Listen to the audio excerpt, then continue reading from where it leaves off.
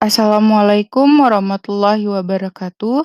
Di sini saya akan mempresentasikan hasil dari kerja kelompok kami yang berjudul Kegagalan Servis.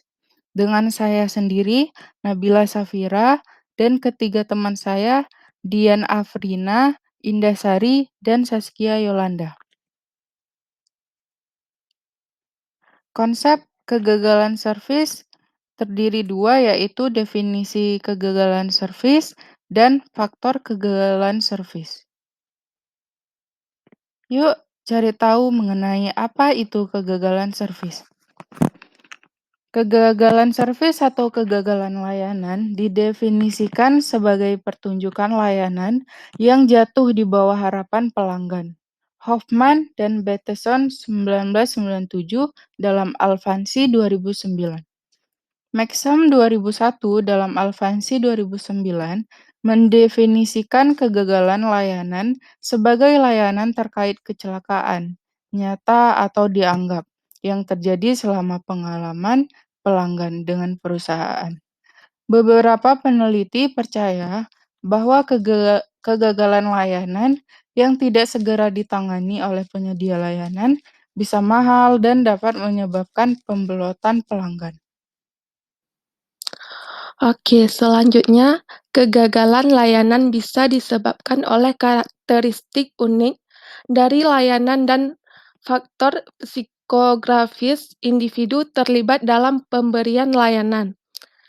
Peneliti lainnya menyimpulkan bahwa tanggapan karyawan terhadap kegagalan layanan langsung berhubungan dengan kepuasan pelanggan dan ketidakpuasan.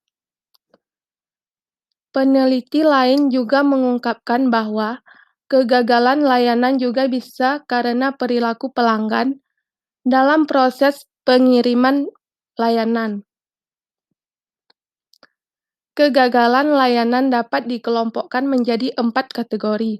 Yang pertama, kegagalan sistem pelayanan, kesenjangan antara kebutuhan dan permintaan, tindakan karyawan yang tidak diinginkan dan bermasalah pelanggan.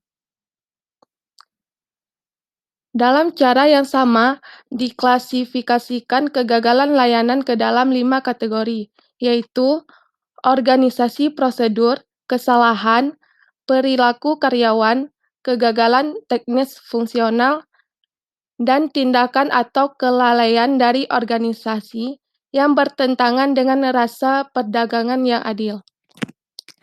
Nah, yang kedua di sini ada faktor kegagalan servis.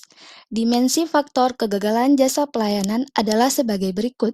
Yang pertama di sini ada kegagalan kehandalan medis. Faktor ini menunjukkan jumlah terbesar dari koefisiensi korelasi yang signifikan. Faktor ini memiliki beban berat selama 5 variabel, terutama berkaitan dengan ketidakmampuan dokter dan para medis dalam menangani pasien.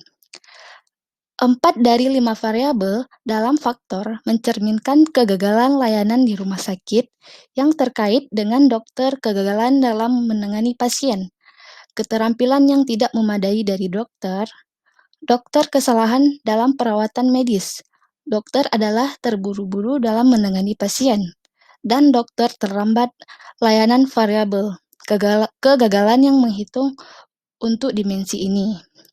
Yang kedua, ada kegagalan bukti fisik. Faktor ini memiliki beban berat untuk 4 variabel yang berkaitan dengan bukti-bukti fisik. Pelayanan dalam industri rumah sakit.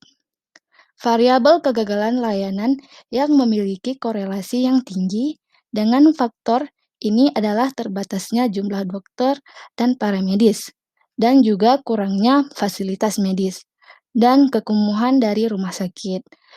Yang terakhir, poin nomor 3, kurangnya informasi. Faktor ini ditandai dengan 2 variabel yang mencerminkan kesulitan pasien dalam mencari informasi tentang perawatan medis dan pasien kesulitan dalam mendapatkan diresepkan obat di apotik rumah sakit. Selanjutnya faktor keempat, yaitu kesalahan perawatan medis. Faktor ini memiliki beban berat pada 3 variabel yang mencerminkan kesalahan perawatan medis di pelayanan rumah sakit. Scoring individu yang sangat pada faktor ini akan cenderung khawatir dengan kesalahan diagnosa yang dilakukan oleh dokter. Mereka juga akan khawatir dengan lambat dilayani disediakan oleh staf medis. Mereka merasa bahwa mereka tidak memiliki signifikan perbaikan setelah pengobatan dan obat-obatan. Faktor demikian telah diberi label medical pengobatan errors. Semua variabel yang berkaitan dengan faktor ini mencerminkan kegagalan proses layanan. Sekarang cukup dimengerti karena hasil teknis pelayanan rumah sakit sulit untuk dievaluasi dalam waktu singkat. Oleh karena itu, pasien cenderung untuk menilai proses layanan yang diberikan oleh dokter dan para medis.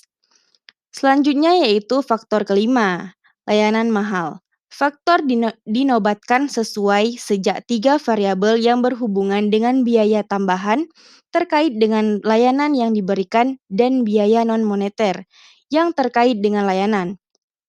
Pasien merasa bahwa proses administrasi yang memakan waktu dan mereka tidak menghargai biaya tambahan yang terkait dengan layanan yang diberikan oleh rumah sakit.